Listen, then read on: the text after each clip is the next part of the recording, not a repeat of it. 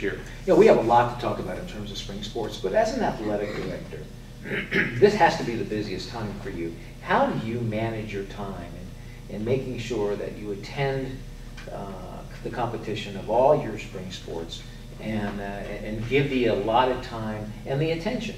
Because every coach feels like their sport is the sport. Mm-hmm. Whether it's rowing, whether it's soccer, whether it's baseball, basketball, whatever it is, it's hey, you know, we're special. How do you manage your time to make sure that they all feel special? Well, hopefully well. Hopefully I manage it well, but I can tell you that's probably one of my biggest challenges, you know, as an athletic director. But I think having the right people around me, you know, Kathy Pace, who's my assistant, you know, is someone who's critical to making sure I'm where I need to be, when I need to be. But when it's difficult is when there's several things to either attend, whether that's competitions or just pay attention to those coaches and those student athletes, because everyone needs to be, you know, everybody wants to feel important, but everybody is important, especially being at a Division II program like this. So I know we have rowing coming on later, and baseball and softball. Now some of the sports are a lot easier to attend than others. Mm-hmm. But you know, we had a regatta earlier this morning, and you know, there's not too often when you have a home regatta against Barry. So, but I think, you know, I think you have to have a BlackBerry that's working, or an iPhone that's working. You have to have a good assistant, and again, it gets to be. You need to go to an iPhone. Huh? I have to go to an iPhone. Are you plugging iPhone? We have to get a sponsorship from Apple, but or for. Well, I got to ask you this. Okay, so some of you are easier to now. Mary Lenington is here. She's going to be on the show in a little bit. Have you been in a boat yet? I have not been in a boat, but we're working on that. And Mary, can we? I don't know if I'm more. I mean, you may be a little big for the boat. I might be a little big for the boat, which is one of my concerns. I could be on a whaler. I mean, I like being on a whaler. We bring a fishing rod out there, go up and down and troll the intercoastal. But so I don't know who's more afraid of who, you know. But I have been invited. I would tell you that, and you know, I have a high respect for a crew, and I would say, not because they're sitting here, and I've said it before publicly. So I would say they're our best athletes. And they're probably the most under-the-radar athletes that we have here on campus. And I've had the fortune to be at some national championships and be at the conference championships, which is also coming up at the end of April. But as far as teamwork and the team and not knowing a whole lot about it, there wasn't a whole bunch of rowing in Northeast Ohio when I was growing up. But getting to learn the sport, and I think they not only have to be great athletes, they have to be probably the epitome of any team that we have here on campus, because if one's not working, the other's not working. I know you'll get into details later, but I have not been in a boat yet, but since you set me up, I will plan on making arrangements to get down Actually, there. you know, I've been trying to get the other coaches to get involved, but this might be a good thing where, you know, we get you in the pool with the swimming team, and that may not be pretty. Right. That may not be pretty at all. I could go off that diving board. Yeah. Pretty good with a cannonball. On a serious note, I don't think people realize an athletic director is really the coach of the coaches. I like to think myself as the coach of the coaches, and I approach many things from my experience being a coach for a long time as sort of just being the captain of the team, where I think, you know, they can come to me and we can talk coach to coach, but you know, I hope they feel the same way, because that's how I approach being an athletic director. Well, let's go over this, because our winter sports are done. Mm-hmm. You know, Leanne and the women's basketball program, great first time out. Mm-hmm. Gary Toole in basketball, and of course Holly with the swimming. You've had time to spend time with them now, right? Right. And talk about the season and where to go from here. Right, and I think as you put a team together, right, so you have some people that have been coaching for a while, so those are sort of the upperclassmen, and then you have some people that may have been coaching for a while but are new to our system or our university. I would say that they're the freshmen or sophomores. And you know, I'm big on culture and creating this culture in which we want to win at all levels. And I really think it's important that we're all pulling for each other, because I wholeheartedly believe that when one team's doing well, the other team's doing well. Now, you know, of course, everyone has their blinders on and wants to, you know, be in their sport, and like you said earlier, their sport's the most important. But when they take a step back, it is critical. And again, in my mind, and I think we have a lot of people that believe in that, if not everyone, that, you know, when the golf program's doing well, baseball's doing well. When rowing's doing well, the basketball team's doing well. And if we can all pull our own weight, you know, that becomes an overall successful athletic program. Not only on, you know, on the intercoastal or on the tennis courts or on the court or on the basketball courts or on the fields, but in the classroom Well, and in we the need to talk community. about that. And so, you know, I get to spend a lot of time, again, as a coach of the coaches, since you stated it that way, you know, to spend some time not only through the season, but after the season and talk, you know, postseason and what their plans are in recruiting. And then, of course, you know, the other good comparison I would say a coach of the coaches is, you know, we had some recent openings this past summer, last spring, in order with some head coaches that moved on with some changes. So now we have to go out and recruit the best of the best as coaches in order to come into the program and be the best fit for the university to lead that next group of student athletes. There's a mentoring process that obviously goes on, especially with the younger coaches, and that mentoring process goes well beyond the field. We talked about the classroom and community, and that's one of the areas that our athletes really do thrive. Our GPA is 3.0 or better for, you know, 10 straight years. And our community involvement is unmatched.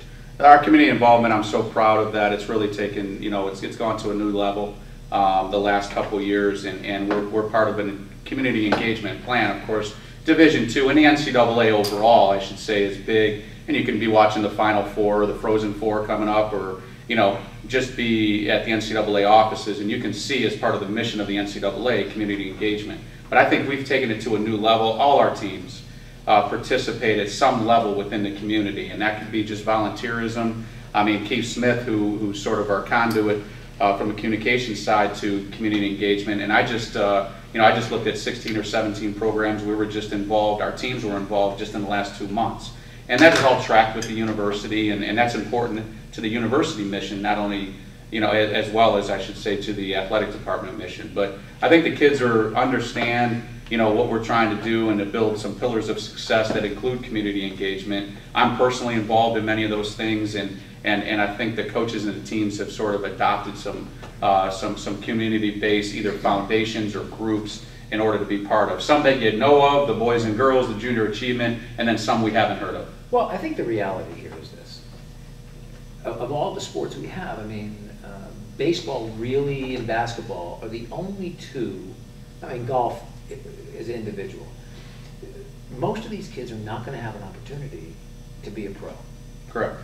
So to be able to use this experience as an athlete, to get an education, to make incredible contacts along the way throughout community outreach and community service and all of the other things you do around the university is paramount to becoming a success once you leave this university. There is a lot of positives to the community engagement piece. I think the coaches do a tremendous job of again, instilling that in their athletes, whether they had been used to that or going to be part of that as their experience. But it needs to be part of their experience as a student athlete.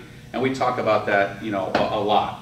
And the coaches talk a lot to their student athletes about that. But it's not only the networking and the connections that they can make. You know, it's about their responsibility as a student athlete. Absolutely. And I don't care if you're at the University of Vermont, Bowling Green State University, University of Wisconsin, or Nova Southeastern University. They all have responsibilities as a student athlete because at some level they're role models in this community, right? So whether you're in Columbus, Ohio, or you're in Davie, Florida, you're a role model to some extent, Absolutely. you know, within the community. So I think it's a responsibility. I don't want to say they owe it to the community, but it's a responsibility of theirs, and they have to take ownership into that because they need to know that they're role models, and that's only going to help with them as they get beyond the university experience. Yeah, I'm not sure we'd say owe it to the community, but you certainly owe it to humankind. Absolutely, absolutely, and I think the kids, as they, and again, they, as a coach and even as the athletic director, I know because kids have given me feedback directly that, boy, that was great to get involved in the Paul Cellarulo Race for Champions, their Special Olympics, and sometimes one that's close to my heart that I got involved a long time ago is the Miracle League, which is a baseball league that's run out in West Pines. We're going to get involved with that softball. It's great, but until they get there and get experience, you know, it really gives them perspective as well, and it shows them, you know, how fortunate they are to have the experiences that they, you know, are having here as a student athlete when we're working with some unfortunate, you know, kids that are less fortunate in the world of athletics. Well, before we let you go, talking about experiences, we have an athlete that's going to be competing in the Olympics. Yes, we do. Esau Simpson, one of our swimmers from Grenada, has been selected to represent the country at the London Olympics this summer. So he'll be headed out there, I believe, mid-July, about 2 weeks before I think the swimming events are that last week of July. the other twist on that, and you're hearing it here first, Tony. Okay. It's a good thing we talk. Breaking news, right? Breaking news. And but also to that, and is important, we have Holly Bonee Crone has been asked by Grenada to coach Esau. You know, obviously, who's your coach? So she's going to represent you know, our university, herself, our team over in London this summer. You know, while coaching Esau, and I believe he's in 3 events this summer in London. So, you know, more news to come on that, but he'll be training, and it's pretty neat because, again, that becomes an extension now. He becomes an ambassador of Nova Southeastern in a country you wouldn't think we'd be an ambassador for. Grenada is probably one of the last ones you choose, but so that's some big breaking news that'll be happening. It's about branding. And listen, at the end of the day, it's about branding. What a great opportunity for this university to be branded in an international event that the world watches. You know, I've had the fortune of covering 2 Olympics, and everything else pales in comparison. Whether it's a Super Bowl or a national championship, as big as those events are, it's not the Olympics. There's nothing like it, and I was fortunate to be involved in the '96 Olympics in Atlanta and the baseball side of things. But again, until you experience that, it's certainly not at the level of you covering that. But you know, anyone that has an opportunity to represent or be involved in something beyond, you know, that's backed and supports our country is something special. There's a lot of good things going on here at the university, and I think that this, having 6:40 a.m. as a supporter of ours, to be able to get the word out to this community. I know word is starting to spread. I've been to a couple of softball games already. The crowds have been wonderful. Saw a baseball game from afar the other day passing by because I had another commitment. Nice crowds out there. I know basketball started to build as the season wore on. So, you know, I think the word around the community is getting out, and I think that's what this is. At the end of the day, this is a community university where not only should the students take part, but people in the community should take part. I totally agree, and you know, I put it as, and when I'm out in the community, and I want our kids to think that. But to your point, you know, I want us to be the hometown university, and I know we have a lot of competition in the area, but you know, we're the only 4-year fully baccalaureate program in Broward County. People don't realize that. We got a lot of competition, both for students and for athletes and for a lot of things in the community. But we hope to strive to be, you know, the hometown university. 6:40 a.m. Steve Lappa and his group over there, the Big O. You know, they've been great to us. So we're happy to have some community partners, the Phil Smith Chevrolets. So I think we're well on our way to be seen as that hometown university. Well, as always, it's great to have you. Yes, sir. And we have a lot of great stories, and we can't wait to talk next week and see where we are. The baseball team is just starting to tear it up. We're going to talk to Greg a little bit later. And we're going to talk to Mary in the next segment. We're going to work on getting you on a boat. Okay, we're going to try to edit that part out. No, we're not. I'll let you know. No cameras, though. No pictures. No, exactly. Well, that's the whole idea. We'll just verbally tell you how that goes. No, the whole idea. We've talked about it before. For maybe people tuning in for the first time, your day is a demanding, grueling, challenging day, and you pretty much do this in an autonomous world. It's true. It's true. The day starts very early, and we get out on the water when it's nice and quiet, and even before the sun comes up. And then when we have a second practice, and I think I know which practice you're talking about, when they move the rowing machines outside, those machines can be grueling. And so to take them out and, you know, have a beautiful sunshine day to do that workout in versus in a indoor facility looking at a cement wall. I mean, the Recplex is beautiful, the whole university center is great, but we went out on the campus and the women just get to be where they are as students daily, but as athletes, because when we go that grueling day, it starts on the Intercoastal. So we drive over. What time does that start? Practice starts at 5:45, so they're arriving around 5:30 and putting their equipment out and being ready to sit in the boat and get rowing as soon as 5:45 hits. Tell me about that wake-up call. It's gone 6 years now, getting up at 5 a.m. every morning. So you're up at 5 a.m. Yep. Smile on your face, gleam in your eyes, spring in your step? Really well. The team has worked in such a way since we started in August that our greatest asset is our depth. And it's echoed from me, and they see it. Our last race 2 weekends ago, we had, instead of a top 8 and then, you know, the rest of the team sort of struggling to get close to the top 8 women, we had 2 8s within 4 seconds of each other. And that makes it very fun and competitive, and they got off the water feeling very excited to just put their all into their event their boat and be competing with their teammates to push further. And not just in practice, they're happy to do that in practice, but to put that kind of effort and result down on the water, I think is new for a lot of them, and they're really excited about that. So things are going well with respect to depth, and as selection comes down to our national championship, we can only take an 8 and a 4. So they're also being very supportive within that competitive environment. You find yourself in a very similar position to Leanne Freeland. New coach, replacing a successful coach. You know, you inherit a team. You have to develop, you know, your culture with great respect to the coach who left. What's that been like for you? And then I'm going to ask Caroline about the culture change. Okay. Well, yeah, Leanne and I are actually good friends. It's been great to get to know her, and we have similar personality styles in some ways and work ethic. So you're nonstop like she is. And we feed off of that. It's her stories are so energizing to me, and hopefully mine to her. So, you know, and it's a new culture, and you want things to be amazing right away, and you also know it's a process. So it's sort of balancing that internally and then carrying that message out to the team that becomes the joy and the pain of it all. One of the things she told me was that, you know, one of her surprises just in her world was that, you know, the girls weren't even walking together to go eat together. And that was like one of the simplest things she had to change in culture. What are the things that you felt you wanted to change to kind of put your stamp on this?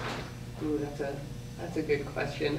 You know, this group, I think, supports each other really well, and it's often that we'll finish practice and then I'll see them taking up a large table, 30, 40 women having breakfast at the same time. So I think in that respect, it's maybe been different, but the biggest challenge I think has been to maximize the amount of time we have to get a lot accomplished. And I'd say our first couple of months, maybe first month, was just getting everyone to show up and know exactly what their job was as far as getting ready and to get on the water and not waste time and wait to be told what to do. And take a lot of initiative to get the job done versus being waiting to be corralled to the next task. And they do that now very well in a way that was cleaning up at the boathouse after everybody had left to go to school, and a gentleman walking his dog, he's probably there every morning, said, "Coach, I just want to tell you your team has really good team spirit, and I've been watching them here and there, and it's really nice to see them work so well together." That probably made your day. You know, it's one of those things that when a referee at an event will come up and say, "I really appreciate working with your crew. They're always respectful, they're always on time, they're always a pleasure to have at a race." Those are the moments that I really do revel in the fact that they are also being athletes, but they're just a pleasure to be around good people, great character that they build and support each other.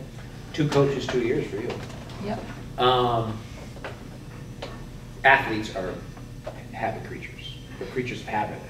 You know, they're all about, you know, this is you know, I'm used to this coach, I'm used to this culture, I'm used to this schedule, I'm used to this, and when you break it, it's like, oh my goodness gracious, how did you break this up?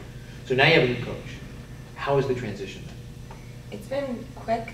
We didn't really have time to stop and think about it. Kind of just jumped right into it, and everyone was pretty willing. Everyone had a really great attitude, and I think that everyone's taking it really well. I'm really excited.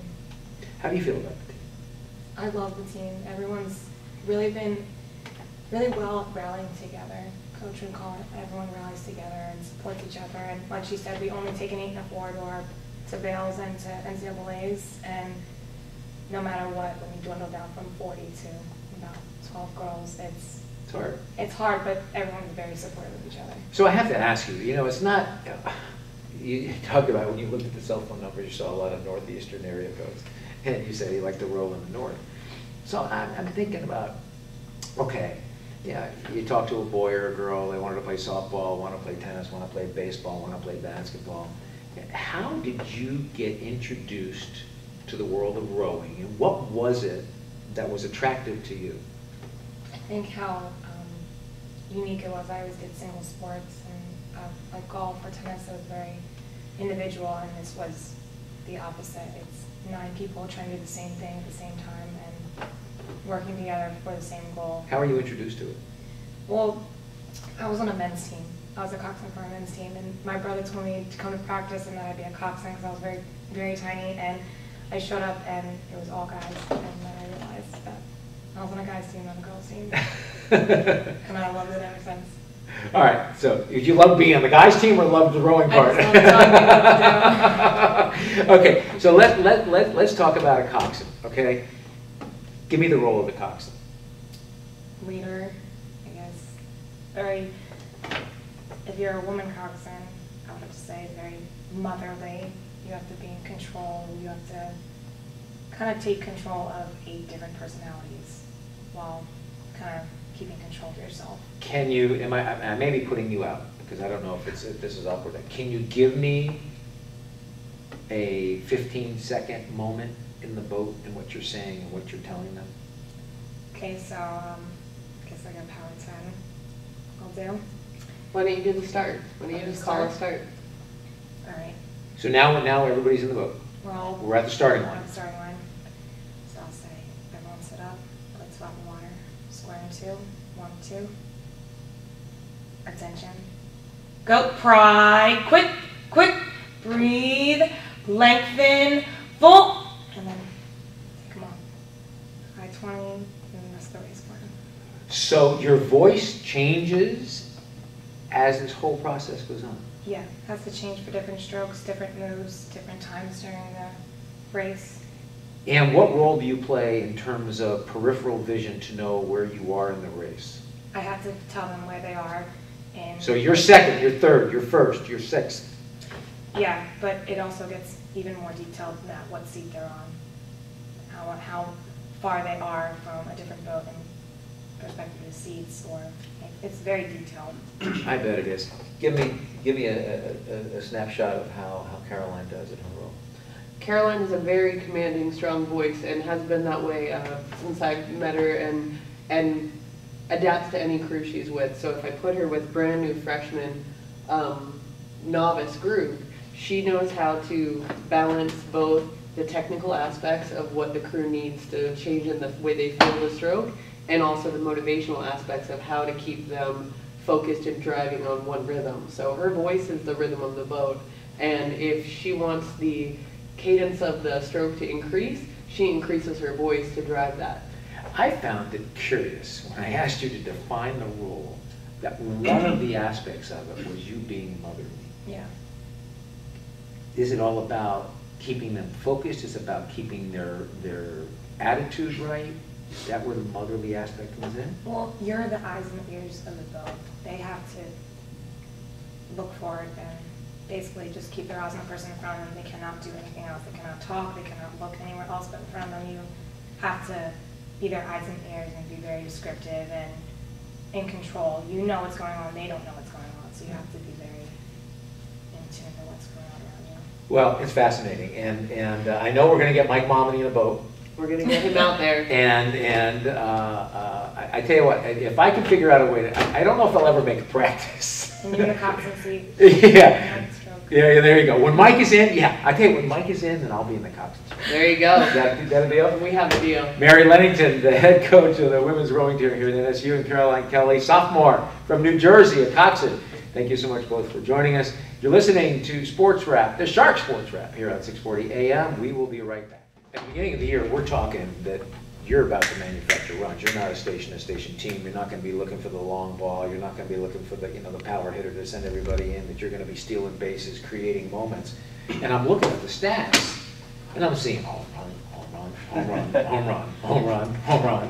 What's the deal? Yeah, I mean, we've just fallen into good grooves, and I really believe that baseball is about 9 against 1. It's the 9 members of the lineup against one pitcher, and when our leadoff batter Carlos Sway gets up and he wears a guy out, and then all of a sudden they make a mistake to a guy like Pettibone, it's an opportunity for us to capitalize. Our field plays well to power, and our guys have just squared things up. I mean, it's been a pleasant surprise, but part of our run scoring though has been our base running. Kind of the way I mapped it out. We've just got a lot of extra base hits, along the way.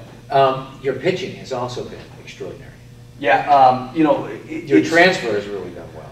Cody's done well, coming in, he's a sinker slider guy. I mean, and when he's in the zone, opponents just don't hit him, and he's going today, versus Barry, and it's going to be one of his best challenges that he has ahead of him. But I mean, with his stuff, he's 88 to 92, and he sinks it in the zone, and I think opponents are hitting less than 150 against him. The best surprise and the best story for me has been Zach Westcott. Here's a kid who I recruited, brought in last summer when I got the job. And he got 7 innings last year. Now, in his sophomore year, he's our Friday night guy. He's been dominating the league. He threw a shutout in his first conference inning ever. He throws a complete game shutout. One run versus FIT on the road.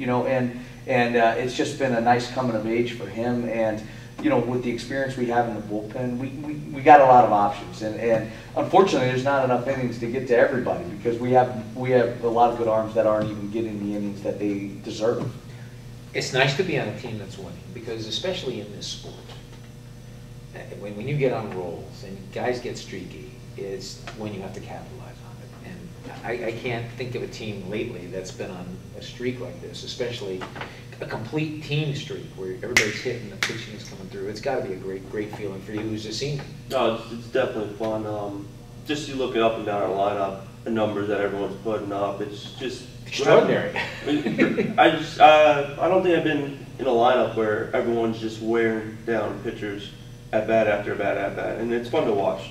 Well, it also helps you wherever you're slotted in the lineup, because if you're tearing it up from 1 to 8 and 1 to 9, the 8th hitter and the 9th hitter, they're seeing pitches they normally wouldn't see because everybody else is tearing it up, and then you're going back to the top of the order, right? Absolutely.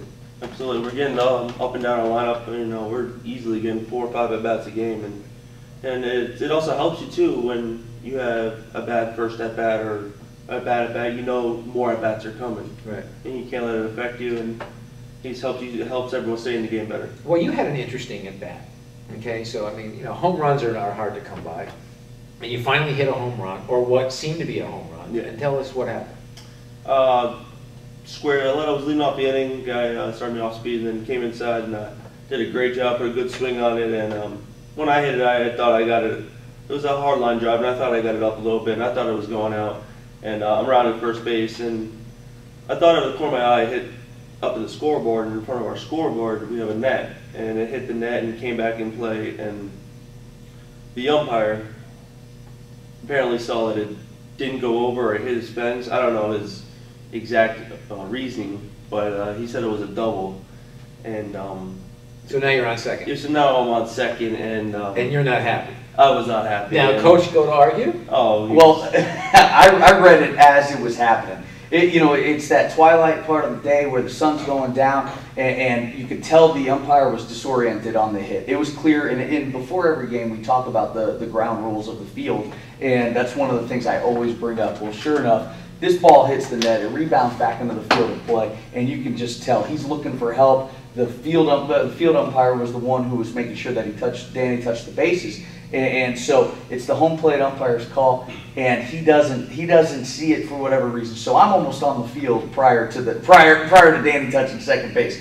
And so we alert him to stay there, and I get out there, and I got a little animated about this one because when it comes down to arbitration, these are kind of important figures. I get it. And it was a 0-0 ball game versus a top 20 team in the country with Franklin Pierce. What inning? It was the second inning, and Danny's standing on second. Obviously, he's ticked. Sure enough, next guy comes up, gets base hit, drives him in.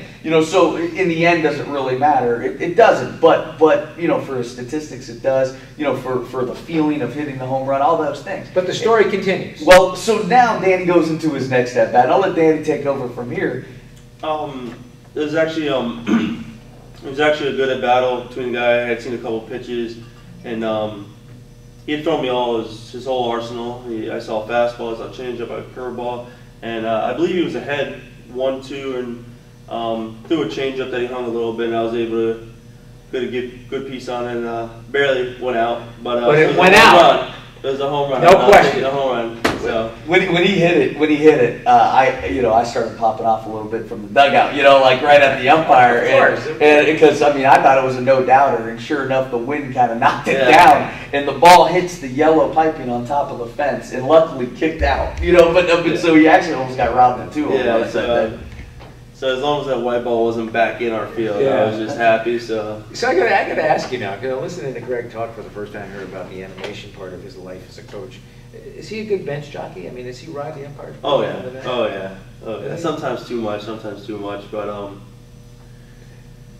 in this league, sometimes you get the good ones, you get the bad ones, and he does a good job of if he thinks it's fair, he thinks he needs to do it, he'll get on them. If they're right, he'll do a good job of letting it go through and letting it play out. So yeah. I was in Seattle, actually covering a football game, but had the opportunity to go to a Yankees-Mariners game, and I was actually sitting in the dugout. Billy Martin was the manager for the Yankees. I don't think I've ever seen anybody ride an umpire like Billy Martin, ever. I mean, it was non-stop to where the umpire kept coming over and going, "I'm going to throw you out." Billy goes, "Well, throw me out." And just on and on. But I have to tell you, like he and Earl Weaver and some of the great coaches and managers of the past, it does have an impact on the umpire in some cases. Absolutely. I mean, they're people, and there's influencing and all that stuff, and a lot of the good ones, they'll treat you fair and they'll talk to you. My biggest thing is that hey, I make mistakes, the players make mistakes, umpires sure as heck are going to make mistakes too. But I do have a moment of clarity that happened for me where I got to hear this. Here we go. You see, baseball coaches are just amazing. There has this somehow. Now you see, Coach Bonee, who's going to be on in a little while. It's that DNA. It's that DNA with the baseball or softball. You got to have this clarity. All right, go ahead, clear it up. Well, I am feisty. You brought up Billy Martin, the scout who signed me. The scout who signed me with the Marlins, actually, watching me manage a couple games ago, he actually said I remind him of a young Larry Boa, which I took as a compliment. Yeah, Larry was fiery too. Absolutely. I mean, when you put those Larry Boa, Earl Weaver, Billy Martin, all those guys, I mean, those guys got a lot done because of how fiery they are. Well, it's competitive nature that I have, and I think our team follows suit. Our team rises up to challenges. There's no doubt about it, and we have a great belief system because ultimately at the top, I believe in my players. We put them in position to win,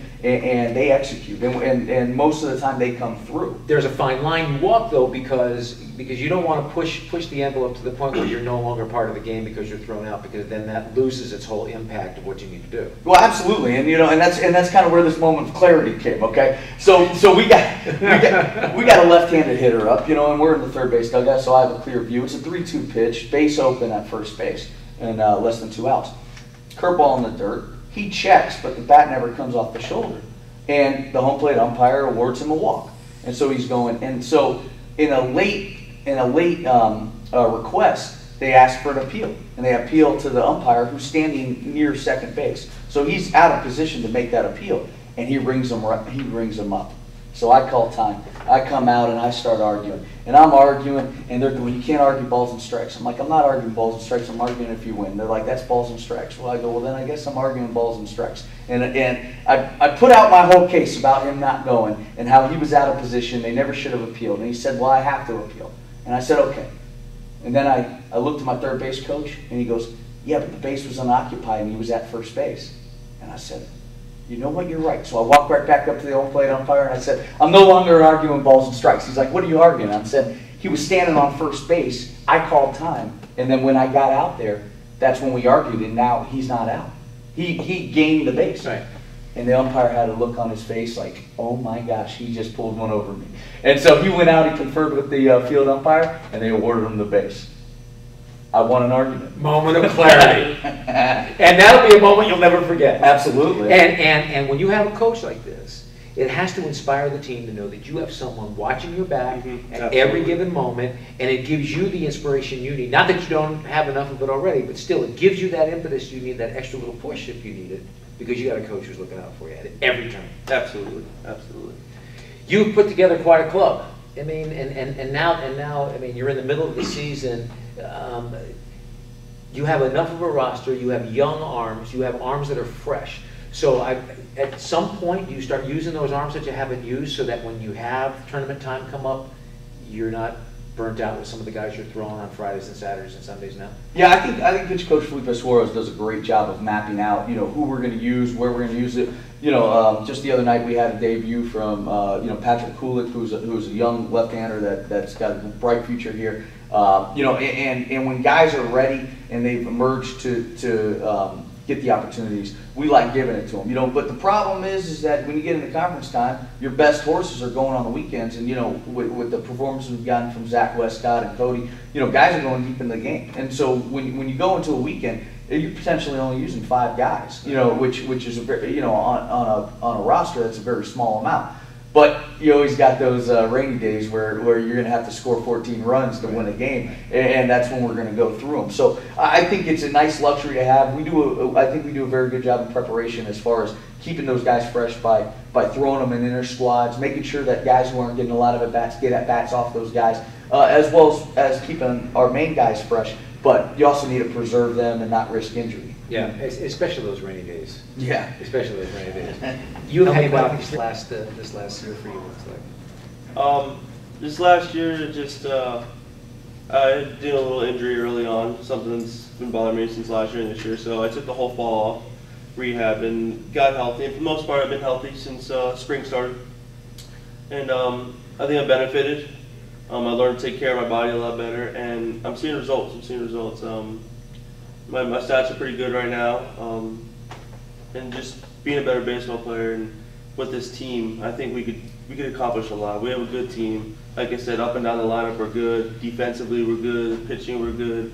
We're good in all phases of the game, and it's exciting. And I don't think I've been a part of a team like that yet. And well, you I'm are excited. now. And I am now, and I'm excited. Especially for my last year of college baseball, and hopefully it ends good. Well, again, like we tell everybody, this is a community event, and take a look at that schedule.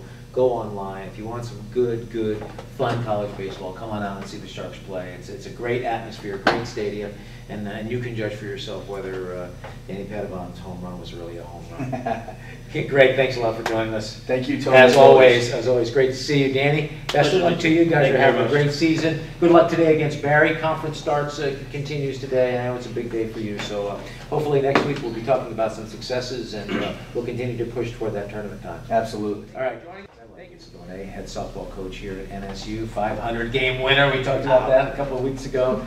But how are things going? Let me have you put it in your words, and then we can ask some questions from there. It's going okay. I mean, we're hovering around that 500 mark. We're a little above 500. I think we're 22-18, 5-7 in conference. That's putting us in the middle of the pack. So it's okay. We're still in the hunt, and that's the main thing. The main thing is that we're still in the hunt. We've still got a shot. But we've had some struggles this year. We've had just the biggest struggle is just getting consistent. We've lacked consistency in different phases or parts of the game throughout the year at different times. Pitching is on, defense is on, and then we struggle to score runs. Then when we start scoring runs, we start booting the ball a little bit on defense. Clean that a little bit, and then we lose in one inning. Now we're down to one pitch. So we are getting better, and we have moments of greatness. Friday night when we played Barry, it was a great game. They're number 4 in the country. We get beat 1-0. We had opportunities. Then we come back Saturday and we struggle. We don't play a good day of softball. So the good thing is, though, like I said, we're in the hunt. I think the conference schedule is a little bit plays to our advantage a little bit this year. So that's good, and we're just going to keep getting after it every day. Coaches never want to say what I'm going to say in terms of we're young, and that's an excuse. The coaches just hate excuses, and I know you hate excuses. That said, you're a very young team, and some of this inconsistency has to be attributed to that. Well, you're right. We don't like to say that because we always say the game doesn't know that you're a freshman or a sophomore, or No, but the freshman or sophomore. But yeah, and so we don't like to say that. But it is. I'm sure that is part of it. We are young. You know, we only have 2 seniors on the field, right up the middle in the circle with Sarah DeMuth and then Katie Kelton in center.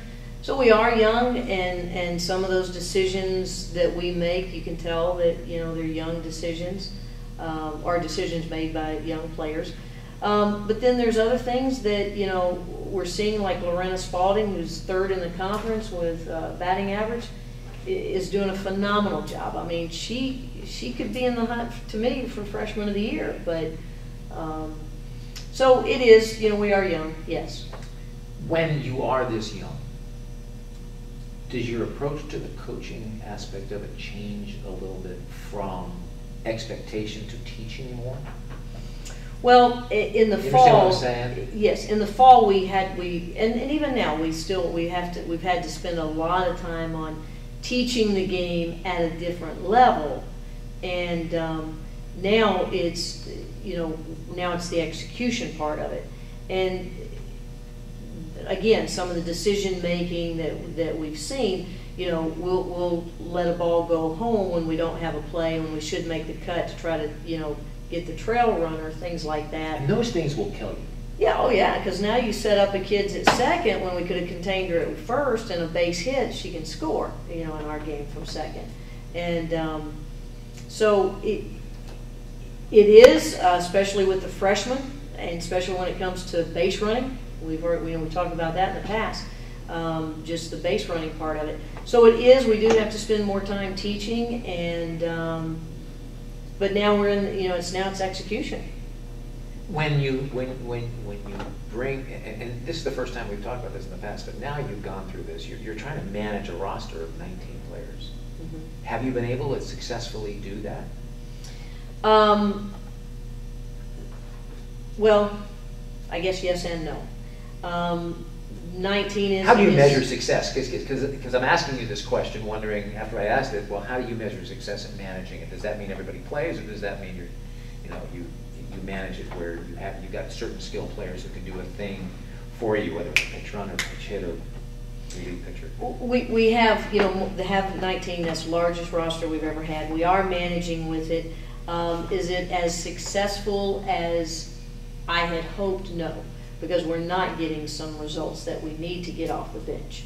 You know, so that's, to me, that's how I'm going to measure success. Pinch hitting example, you know, is just, we're struggling in that area to find someone that can get it done. That's a tough position. And it is. You have to find a special breed of girl or boy, whether it's baseball or softball. It is. So, you know, we're successful in some parts of managing 19, and then some aspects we're not, because we're not getting it done. We're not executing. So the depth of the bench has not been as productive as I had hoped. Well, let's talk about something that's really positive, and that's Sarah. I thought she's really had a heck of a season. Incredible. Just better than you thought? Yes. We knew that she could have a better season than last year, because it was she never kind of really got in a flow last year for a lot of different reasons. And then she worked hard in the off season, and then extremely hard with our pitching coach this year in the fall, and is just solid. I mean, she's just a workhorse, strong as an ox, and throwing well, and really beginning to get in a good rhythm. So, you know, that's what we're seeing. Even though we dropped games against Rollins and Barry, she's pitching well. She threw 12 strikeouts to the number 4 team in the country the other night. And establishing a reputation. And there's something to be said for that. Sure. There is something to be said for that, especially when you're in the circle or in baseball when you're on the mound. Because if you know you're playing against a pitcher who's got this reputation, then you go up to the plate a little bit. Sure. Yes. And you know, it gives Sarah a little bit, that extra little bit of swagger and confidence, and you know, so. But she broke our strikeout record the other night for a single season. She's had a no-hitter already. Yes, and surpassed Lexi with that. And I mean, she's sitting at 238 strikeouts, which is second in the country in that category. And we have a lot of ball left. We have a lot of ball left, and a lot of ball that she's going to be throwing. So I mean, I can't wait to see what the final number is, because at 238 right now, and we've got a lot of ball left. How do you manage that with these young players? Because in many cases, you've already played more games than these freshmen have played in 2 years. Oh, yeah. How do you manage that in terms of staying focused, and physically. Well, we laid a Right. foundation with that, in the fall. Our kids started August 25th, lifting. They had 1 week to get acclimated to school, and then we had them in the weight room. They have lifted 3 days a week, 6 o'clock in the morning, and we're strong. That's one thing we're not going to get beat physically. Our kids are well conditioned, they're strong, they lift, SAQ, speeds, agility, quickness, at the end of lifting every day. Now, once the season started, we've still been able to get in 2 days a week, which has been pretty hectic with our schedule. But like Tuesday night, we played PBA, won both. First one we won 2-1 in 10 innings. Then Wednesday morning, they were in the weight room at 6 o'clock. That means lifting and ready to go. So really, they're there at 5:30.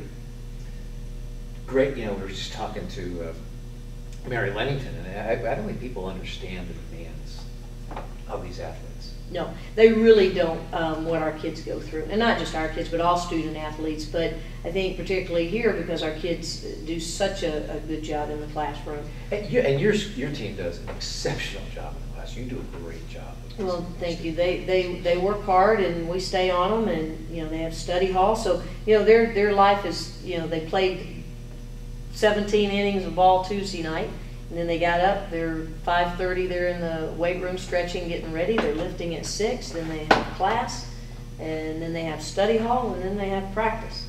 How's this team bonded? 19 players. Very well.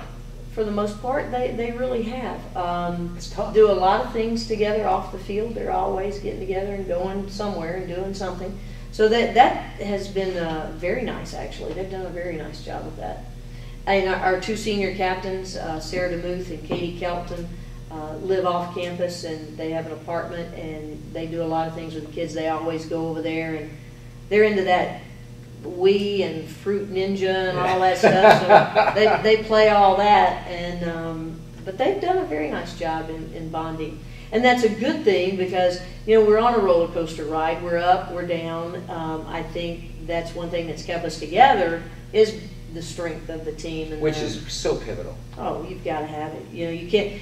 The roller coaster ride we're on, you could have a lot of people, and a lot of people aren't playing. So you could have a lot of people yapping and picking, and but we're not seeing that.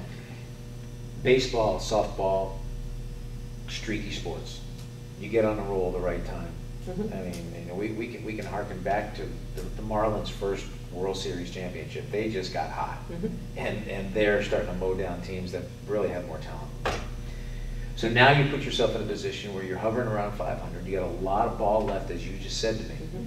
But you feel like you're starting to get the consistency. I mean, you've got yourselves, and you said this early on, we're in the hunt, where this last half of the season, if you can get that consistency, and Sarah continues to throw like she's throwing, you're going to be a force to be reckoned with. Because one thing I've learned about your team is you can manufacture runs if you need to. We can produce, but we can manufacture, and that's one of our strengths. But yeah, we're still in it. I mean, we told the kids Tuesday night going into PBA, big regional game, got to have both of them.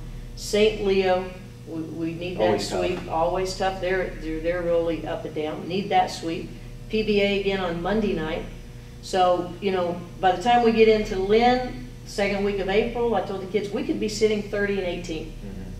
And what's pivotal for you, and for any coach in this position, is you've got to remain positive. Because if you start showing a little chink in your armor, if there is one, it does affect the team. Sure, they see it. And I think the team takes on the characteristics of their head coach, and by all means. I mean, they know, and I don't sugarcoat it for them. They know exactly where we stand and what we have to do, and we can control our destiny, and that's all we can control. Can't worry about everybody else. Right, and if you continue to do what we talked about this before we went on the air, continue to do the right thing, continue to do what you need to do. Daily, day in and day out. Right, and I have to believe you've seen some incremental improvement in some of these freshmen who have been inconsistent at the beginning of the year. It may still be inconsistent, but the inconsistency has waned. Yes, and I'm very pleased in some different aspects of our game. Our short game is much better than what I expected, because we were new, we were young, and they've done a great job with that.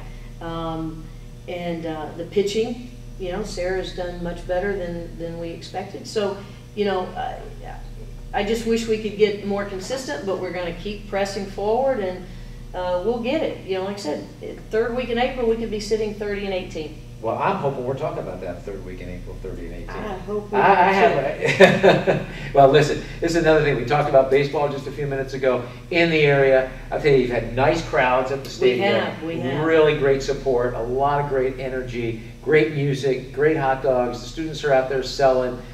Beautiful concession stands. So if you're in the area, and especially a lot of girls in this area play softball and 13, 12 and under, whatever it is, bring them on out, watch Shark softball. It's a great experience. And I know you've reached out in the community to get some local back girls for games. We do. It's been a wonderful, wonderful, wonderful way for you to get involved in this community. As always, great to have you, Lesa Thank Bonee. you. It's a pleasure to always see you, Tony. Head Thank softball you. coach here at NSU. And once again, we want to thank you for joining us on this beautiful Saturday morning, last Saturday of March here on Sharp Sports Wrap on 640 AM. I'm Tony Segreto. Once again, thank you for joining us. We'll see you next week right here on 640 AM. You are listening to Sharp Sports.